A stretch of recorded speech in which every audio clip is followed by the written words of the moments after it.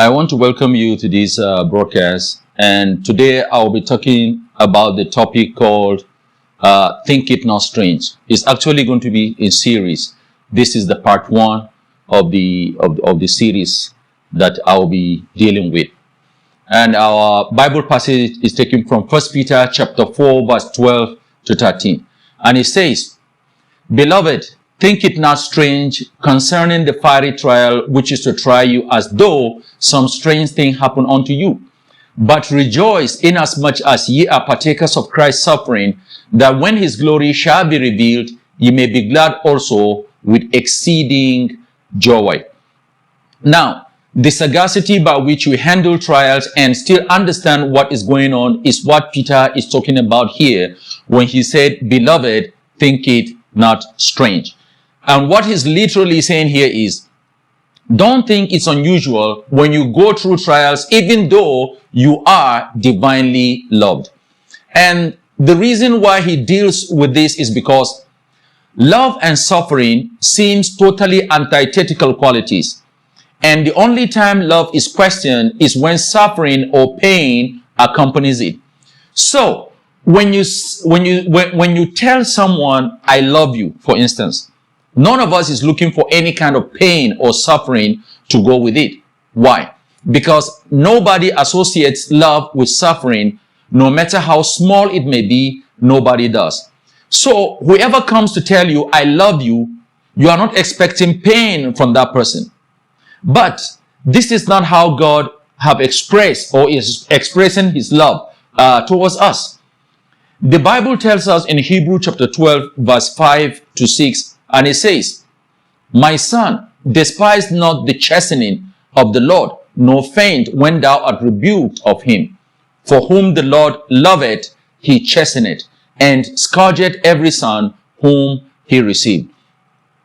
This is why a lot of us, as parents in particular, are having problems instilling discipline in our children as they begin to grow up, because we never associated love with a whip or love with punishment. We believe that when you truly love someone, you don't whip them, you don't chastise them. So when Peter opened up his statement with the word "beloved," immediately our mindset will be that because we are divinely loved by God, then no trials, no temptation, no tribulation, no pain of any kind should come our way. This is how a lot of people are experiencing love, or has experienced love somehow in the past. And to this group of people, anytime you mention love, you are talking about being nourished, being supplied for, being watched over, being spoiled with birthday presents, Christmas gifts, taking them out for shopping, and etc. While some honestly believe that love ought to be that way. But in John chapter 15, verse 20, Jesus Christ says something very important here. He said, "Remember the word that I say unto you. The servant is not greater than his Lord. If they have persecuted me, then they will also persecute you." Now, one may then begin to ask, if God truly loves me, as he has claimed in the scripture, why will he allow fiery trials to try me, to the point that I will begin to think as though some strange thing is happening unto me? To this, Jesus said in verse 19 of that John 15, he says, "If we are of the world will love us. But because we are not of this world, therefore the world would hate us." Brothers and sisters, there's a need for us to understand that the world will never treat us fairly. The world will continue to treat us with cruelty, with persecutions, with tribulations, and with hostility, even though we've done nothing wrong except for being separated from the system of this world, and also by believing in Jesus Christ as the begotten Son of the living God. It is therefore very important to understand what Peter is saying here in 1 Peter chapter 4, verse 12 and 13, which is the opening scripture that we started with. When he said, "Beloved," that is divinely loved ones or dearly loved ones, think it not strange. Now, He's trying to remind you that some things may happen to you in the next few years, or in the next few weeks, or in the next few days, or even right now.